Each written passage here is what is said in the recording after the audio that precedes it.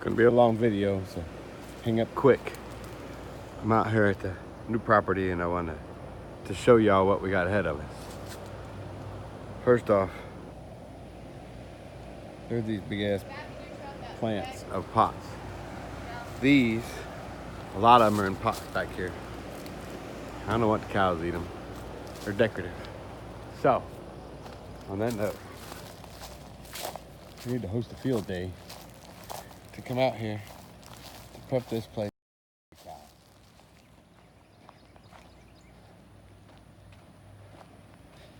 That's the feed barn, big hay barn, storage barn, and our milk barn, excuse me. It's one of the pastures used to be for horses. Big pasture, all the way up front. Of course, we got gates and random stuff we gotta get cleaned up. And our biggest concern is this in particular plant. It's nightshade. Grows blackberries and seeds on it. Spreads kind of quickly. It's here. It's at a stage to where we're gonna have to pull it up. Cows are ruminants. If they eat this, they'll sure definitely die. Problem. It's an easily rectified problem. Not easily, it's labor intensive. We just gotta come out and pull them up.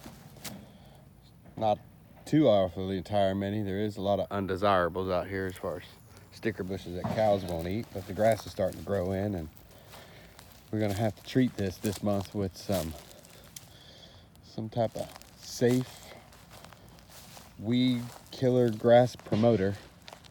So we'll get with our friends at UF and figure out what we want to do with this. Of course, it's sand because the horses rip grass out by its roots. Nothing gets a chance to decay and die, so the soil itself gets used up and spent, and all you got left is sand. So we got to rectify that. We can do that with a lot of cow poop because we're going to have a lot of that. Way over there on the other side of the house is going to be there's a big pasture over there, and that's where beef cows are going to go. Well, on that side, this will be another milky cow pasture for the milk cows in between here and the milk barn. Here again, got to clean it. Not worried about the stickers. We'll treat that and they'll die. More concerned about the nightshade, but it's not out in the middle of the field. It's along the fence lines where birds will eat and poop that stuff out. So it's not going to be that difficult. We're going to have maybe get a big volunteer day of friends and people who want to come out and help us get ready. Be a great place. Obviously, you can tell we need to be mowed because I'm looking for the best path through this stuff, and not interested in going that direction. Yeah. Of course, I'm walking through a sea of stickers to make this video. I don't know how to pause them and restart them and splice them and do all that, so y'all are gonna endure it with me. If I get bit by a snake, we'll be on some type of other YouTube video saying, why do dumb people do stuff? Pardon me. See the gate, it's not far. Damn, ooh. Glad I'm wearing thick breeches. The pasture, Noah called me. Ended up turning off my video, so I had to figure out how to splice it. I'm gonna Google it. Okay, I'm coming down to the barns. On this side of there's the driveway. That'll be the dead cows, and on this side over here, we're actually thinking of bringing a couple of bulls in to help us with our breeding and make sure we're an all-around program. So we could do that. A little walk-through gate, which is cool because it was a horse barn. Okay. We really have no idea how we're going to do this yet. These are just thrown up plans and out there. There's a big old barn. Folks, it's a big barn. Store a lot of hay in a barn like this. So yeah, it's a big covered barn. I'm sure we'll fill it up with something. There we go. Now a little red shack. Of course, mind you, gotta do my lot of work. Gotta seal it up. We do that with a couple tubes of silicone and thick coat of paint. We'll go 15 by 40 38, some to that number. Just gonna wrap this in, and this is where we'll grow our grass-fed fodder right here into this room. It's large enough we should be able to feed a good portion of our cattle on grass-fed beef. Say we gotta do some work. Of course, we gotta do some tin, which we have plenty of tin out there. I'm gonna fix all that, and all these little holes is because I'm assuming this is a recycled barn, and those are screw holes. I fill them all in with some silicone and a good coat of paint, and I'll be good to go for our first run. So, we got work to do, but the structure of the shell and everything is here except for the labor, of course, but that's what we do. Come out back. Have no idea what we're gonna do with these horse stalls. We were making jokes and turned them into our big old chicken coop in the chicken yard. A lot of work to do out here. This is a horse barn. It's utterly gorgeous, old, looks decrepit, but she's really sound. It was a pole barn at first, and then they trussed it off and added to it, so things aren't perfectly lined up, but I can see right past all that and good to go. We look at all this beautiful wood going up and down all these walls. We're going to repurpose a lot of that. Close some of these rooms off with this wood and turn them into rooms. Maybe future down the road, a kitchen, concrete these floors, kitchen. Good secure feed room for the dairy cows. You know, but it's not going to be, we're not going to be using these for animals, so really nice place. Like I say, it's a long video, sorry. It's beautiful in here. And to be repurposed for something for us and have a little dairy office over here.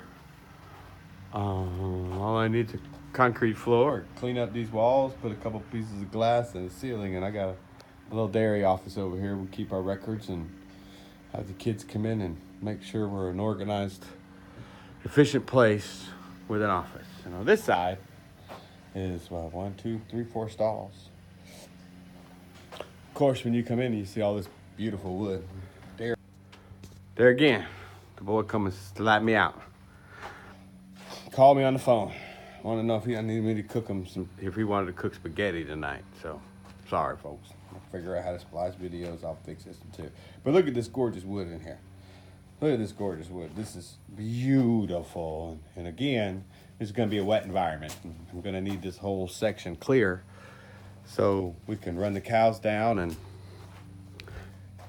poke their heads out the wall here where we'll feed them, and we'll be on the back side and cleaning them and milking them, and we'll be able to line them all up over into here and feed them independently out from the hallway. No, it's kind of hard to see. I'm all over the place. I pan. Just want you to look at that wood. All that wood in there is not going to be used in there. That's going to be repurposed here around the farm. Oh, there's my little statue. Cleaned him up. That's Farmer Joe. Farmer Joe. This is Farmer Joe's barn. So we're going to open this up, and this will be for the milk cows. And that's where they'll graze. And between somewhere in here, we'll have our water collection area, which we got a dip right here. We can collect our water and then irrigate that whole field with our wastewater that's literally full of manure and everything else that comes out of cows. That'll all get washed down into one area, and we'll spray it out there. Water in the grounds, recirculating. All right, that's enough about dairy barn. A lot of labor. We got all the wood we need. The only thing I'm gonna have to do is get concrete. Here's back half out into the middle of what still has to be cleaned up, and of course there's the fodder barn, the back of the big red barn, and we don't know. All else fails, that'll be a chicken coop. Chickens are free range out here. Of course, we got to go out to clean up, you know. It's not a work for them people. but it sure isn't going to work for us and for what we need to do. So there's a lot of cleaning out, salvaging a lot of water troughs and things around here that we'll be able to use and get out. Then we come over to the other big barn. Folks, this is for show people. I look at this like, wow, it's exciting. Other people might look at this like, holy crap, all the work y'all have to do. Well, yeah, we do. We do. Let me go back over here. There's a pasture. Sorry, folks, we'll get back to that barn. Here's a pasture. Right in the corner of this property right over there. It's part of those cypress swamps. So the water retention comes up in here, and there's a little pond certain times of the year, which I'm sure Deanna's white cows are going to find themselves into the most. Right over in there, in the mud, in the pond. That's where they're going to gravitate. There's pastures all the way out to the big dead oak tree out back over there. It runs down that fence line. And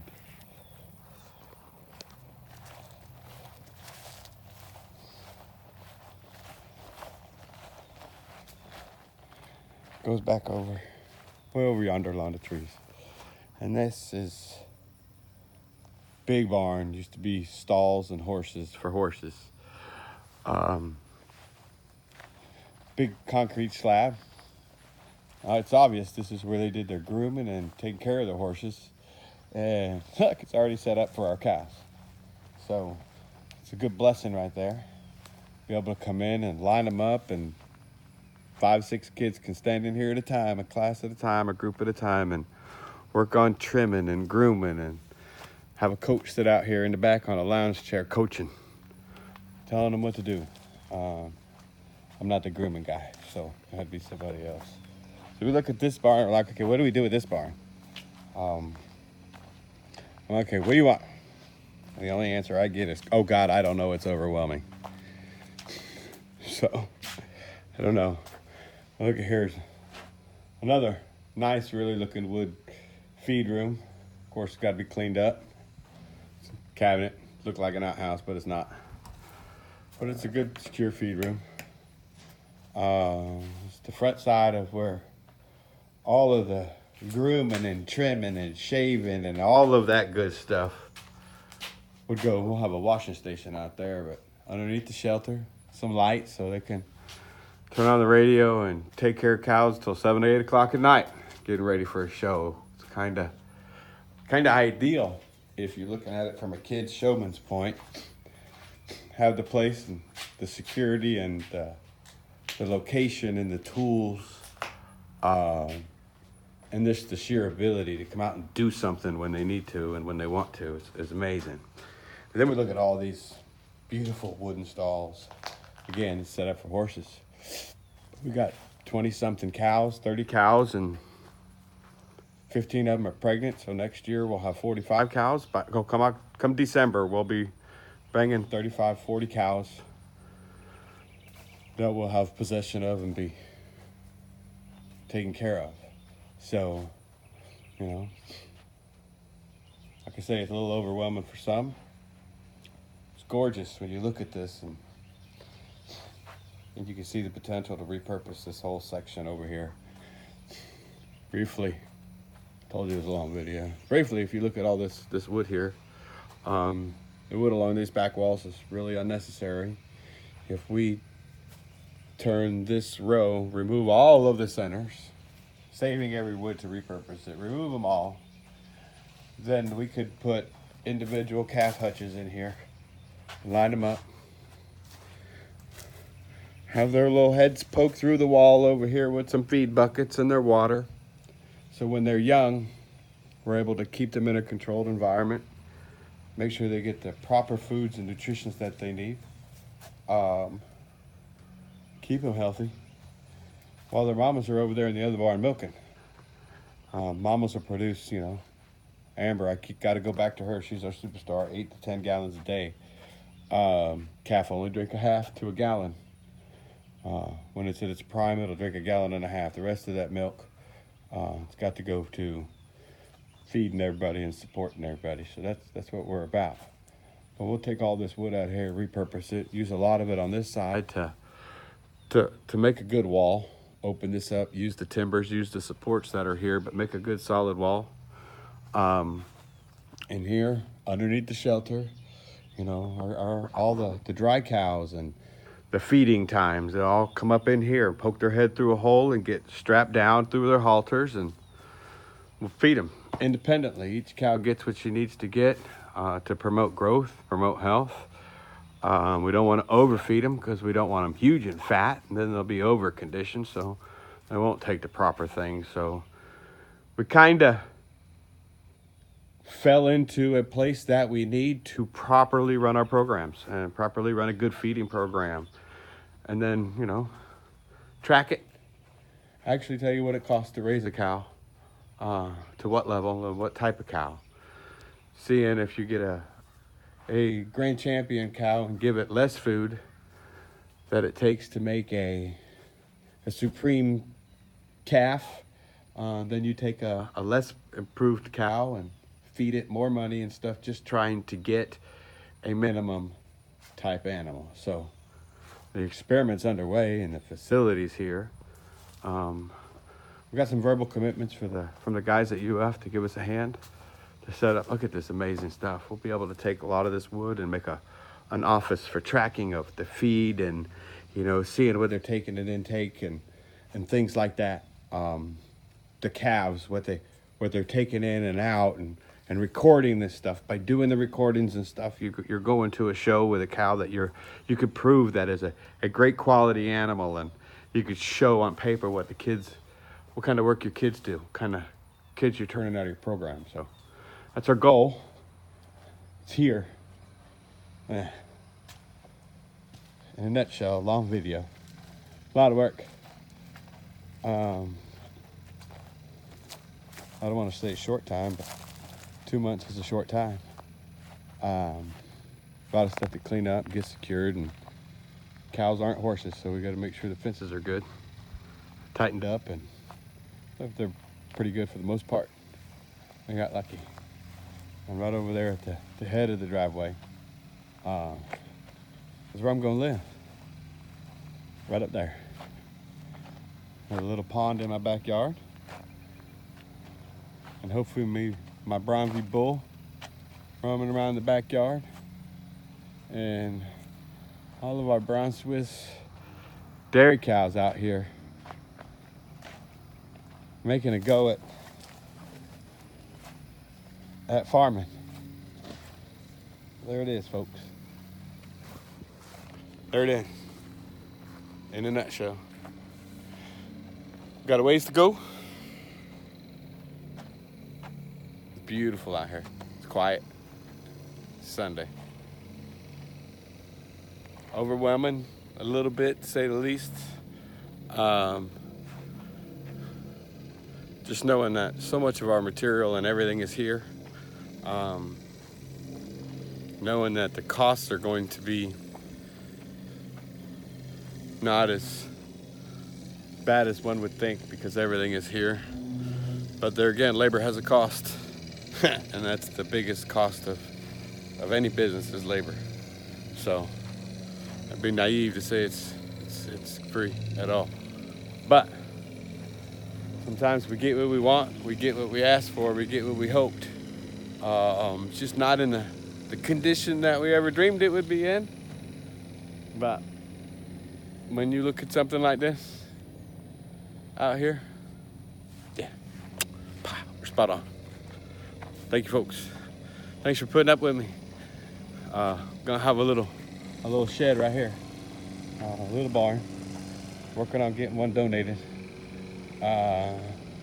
Where our folks come down the driveway, pull up to a little barn with refrigerator,